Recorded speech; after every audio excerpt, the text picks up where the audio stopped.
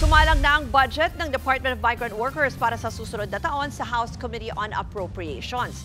Dito inusisa ang mga nagawa ng ahensya sa mga nagdaang taon. Para sa ibang detalye, nasa linya ng telepono si Marian Enriquez. Marian, kamusta ba yung budget hearing dyan?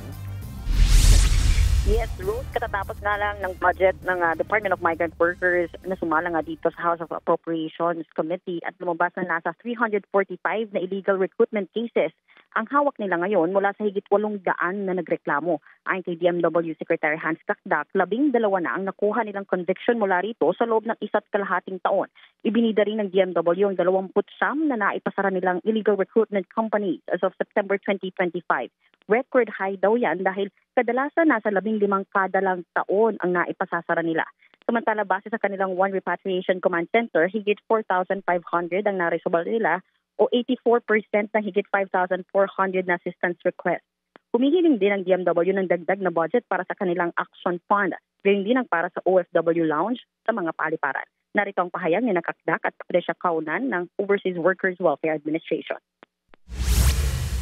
Makakatugon na po to sa pangangailangan ng ating mga OFWs. Conservative is at least mapantayan lang yung 2025 namin, which was 2.2B. Kasi ngayon 1.2 po. Alongside that, sana matayo din yung bureau that will administer the fund. 17 million lang naman po yan with 17 additional personnel. Kung yung nasa NEP po na 142 million, kahit isa po, hindi po namin mako-continue at the level of service that we're giving our OFWs. Mr. Chair, 24/7 po ang operations nito.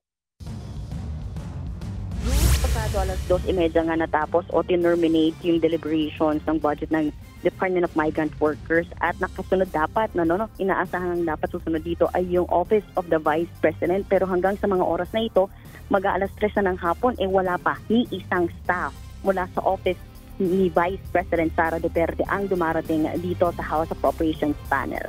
Abangan natin yung mga susunod na mangyayari kung ano yung magiging aksyon ng komite tungkol dito. Yan muna ang latest. Balik sa iyo, Ruth.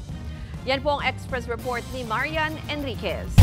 Mga kapatid, Ruth Cabalco, para sa mabilis na pasada ng mga balitang dapat niyong malaman, mag-follow at mag-subscribe sa social media pages ng News 5.